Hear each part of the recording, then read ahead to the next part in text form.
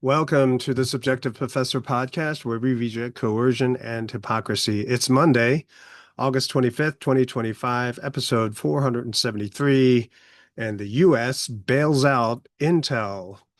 Uh, yeah, today was the first day of new faculty training at the school. It was a long day.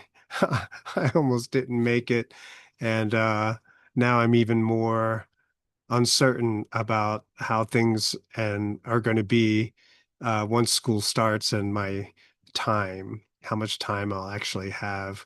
Um, yeah. Anyway, but I'm hoping. So I think the secret is to have smaller topics, more specific topics, and so I'm going to try to practice that this week, and we'll see how that goes. So. Of course, the only problem is I can't see as many headlines as I normally would on a nice summer day. But anyway, so I say that Intel was bailed out. It's not that the United States bought 10% of Intel's stock. I mean, sure, they did that, $8.9 billion, which, if you think about it, is nothing, which makes you realize that the United States could buy the entire stock market and not even break a sweat. So you know that someone is going to do that. In fact, Bernie Sanders fully supports buying 10% of Intel. So that tells you this is not a good idea. But anyway, so 8.9, it's like the US government sneezes and you get $10 billion. So it's not that big of a deal, but that's a problem that it's not a big of a deal, right? It's a failing company. Last year, 2024, Intel stock price declined by 60%, 60%. It lost market share to other companies, competition from AMD, NVIDIA, TSMC. I got this from Google search, right? Taiwan Semiconductor. Uh, so, and why would you lose market share and why is your stock price declining? Because you're not producing a good product. Now, I grew up in the 90s and 2000s. Intel was the chip manufacturer, right? Intel Inside, right? So AMD always struggled to catch up, and NVIDIA only made video cards. So now they're in the chip making industry, and that's because video cards started having, I mean, they had to have their own little microprocessor because they were running intense graphics. So instead of maintaining competition, maintaining competitiveness, they just went into decline. And so, for some reason, Trump picks Intel as a company to bail out, right? This is classic. This is a classic fascist move, right? So it's fascistic. It's not completely fascist because they only bought 10%, but it's a fascistic move, right? It smacks of fascism. And fascism, if you didn't know, is not people I don't like, but it's government control of private business, government control of private business, right? And anything else that you might want to say about fascism, it comes from that.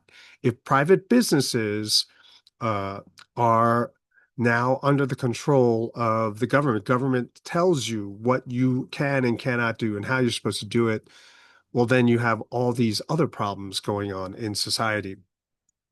And the biggest bonus for the government is that it's still a private company. 90% of it is still a private company, but with a 10% stake, it is the largest stakeholder of Intel. So they are basically in the driver's seat of that company. So I forget who I was listening to, but they said that Intel was mainly failing because of poor decisions over the last couple of decades and bad leadership. And so the CEO keeps changing because they're not able to bring the company, uh, out of the red. And like I said, it used to be the premier chip manufacturer. But as we all know, the pattern is that when you become king of the hill, when you become the number one business in any industry, you generally get bloated and inefficient. And that's because all that number oneness attracts all these, power hungry people, corrupt people, and they create a system within the company which contributes to its decline. In other words, it gets eaten from the inside out, right? The corruption that starts within the leadership, right? People jockeying for power, they destroy the company, which is good, right? It's part of the natural cycle. And since it's in the decline, it must fail to make room for more efficient competitors with better pricing, like AMD, NVIDIA, Taiwan Semiconductor. But no, the US bails it out, right? And there are bigger implications for this, and I'll get into it in a little bit. But Chris Rossini, he had a meme, and Ron Paul today shared it, and it's very much worth repeating. Corporations tied to government are kept in business when they should go bankrupt. Resources that should be freed because of the bankruptcy, freed to do more productive things, are instead kept in losing ventures. With fascism, the big decisions and investments are made not for the consumers, but for the power of the government. The corporations are the arms of the state. Government won't censor you, the corporation will on behalf of the government. Government won't counterfeit money, the private bank will on behalf of the government. So that post is extremely well said. The government controls that company and they will run it just like any public transportation company, right? Regional rail, national rail, Amtrak, right? They'll run it into the ground.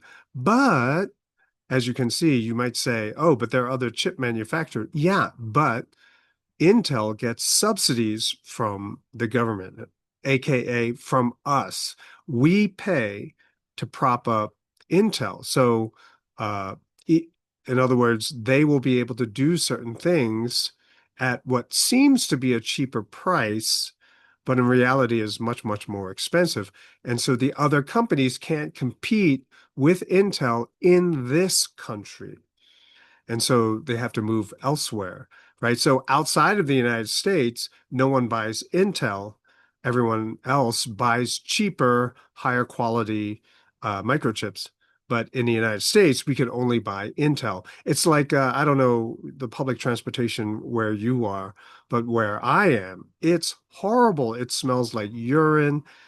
Prices are always going up, services declining. They're cutting routes, right? They're reducing service at the same time, increasing the pay of all the workers and increasing their own budget. It's insane, right? But that is a government-run monopoly, and that's what's going to happen to Intel if we stay on this course. Any profits that they acquire, they get to keep. But any losses, yeah, that's on us. And I'll make a prediction, 10% stake right now, but when it starts going under even further, you're going to see another 10% purchase, right, to prop up that company, to prop up their stock price, et cetera, et cetera. And once you have done it with Intel, you know that it's going to happen with many other businesses, right? And they already did it with the banks. They bailed out the banks. Now we're bailing out private companies. It's the road to fascism, right? And as I said, Bernie Sanders supports it, of course, because he's a socialist, right? And this is a form of socialism. Um, So now we've created, Intel is now a zombie company that should have failed, gone bust, taken over by another company, reorganized, streamlined, uh, and made competitive again. But nope, it's kept alive with taxpayer money. And you know that the cost will not simply be 8.9 billion. It would be far north of that. since the company won't reorganize, everyone gets to keep their job. They're going to continue to do the same bad decisions. It's going to get worse at Intel. And so they're going to require more purchases from the government. Otherwise, they're going to lose $8.9 billion. 8.9 billion. You know, when Obama was president and he was throwing money around at green energy companies, 600 million was a lot. And now at 600 million, you know, is just simply nothing. It's a yawn, really. So yeah, it's going to get crazy. So I don't know. Trump might have done a couple of good things, maybe, but this is just really bad. It introduces a really bad precedent. Democrats, when they take power again, which you know they will, it's going to be a lot worse. Now, you might think, oh, you hate fascism. Well, not really. Um, I'm a fascist too, okay? Uh, but the problem is everyone else is a fascist as well, all right? So in public, so in class, I forget what question um, would make me answer this way, but I would say in public, I'm a classical liberal, right? So everyone's free to do whatever it is they want with whomever they want, whenever they want, blah, blah, blah, except they have to take responsibility for all of their choices. That's classical liberalism, right? But right, so you can do what you want, and you can't violate other people's natural rights. But at home, I'm a totalitarian fascist. I'm a total dictator, right? My kids don't have a say in the budget. They can't demand what will be on the food menu. They can't say what where we'll go for vacation. They can't skip lessons on manners. They can't dictate when they can use the computer, right? So they have to follow my rules, uh, and I enforce them with extreme prejudice. So I think that socialists in general, and when I say socialists, is anyone who, in theory, is not totally in favor of freedom, maximum freedom and everything. Now, you know, that's in theory. And this is what uh, it seems to me what socialists are fighting for, right? A, a family type situation, right? A benevolent leader who treats everyone like family. Everyone's equal. And that leader will be wise and good and make good decisions for everybody. But if you think about it, if I were to take control of the country and rule with my brand of fascism, which I practice at home, it won't work because everyone else is a totalitarian fascist in their home. And, you know, basically that's our society right now. You know, my roof, my rules. So budgets, you know, in the family are not endless because there's no printing machine, right? You can't have an endless budget. And so if each household is a totalitarian fascistic regime, that's fine because there's much more accountability. They can't just run the printing presses. They can't just have endless money. And so their family policies, the way they live as a family has direct consequences to them. They feel the pain very, very quickly. Also, as much as I'm a totalitarian fascist at home, my power stops beyond the borders of the house, and my authority and influence over my family ends when my kids, you know, hopefully sooner than later, get married and have kids of their own. You know, I can't lord it over them any longer. I can give them advice, but I can't control their budget. I can't tell them what to do. And so that kind of my kind of or the kind of fascism that I'm talking about has limits, you know, and so therefore it is not a threat to greater society. And that is the problem, of course, that the fascism practiced by the government is horrible. It touches everybody unavoidably. And they have a printing press. And so they can do this endlessly. controlling our lives, dictating what we can and cannot do. And so the root of much of the evil that we see today is in the Federal Reserve. Their ability to simply print all this money. And yes, yes, yes, I know that the process is a little bit more complicated than that. But when you get down to it, they're just basically printing money out of thin air, using it, bribing people, leveraging it against people, forcing people, paying people off, supporting economies all over the world. It truly is evil. So, yeah. So the US bailing out Intel, not a good idea. It's fascistic, but don't get me wrong, I'm a fascist too at home.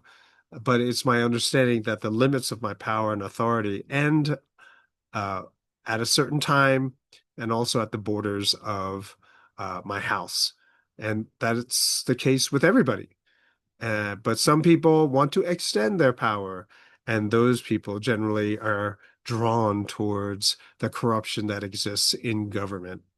Now, that's it for this episode. Uh, Moving ahead, I think I will try to keep them under 20 minutes. I know I've been going long, so that's the goal. But that's it for today. I'll talk to you next time.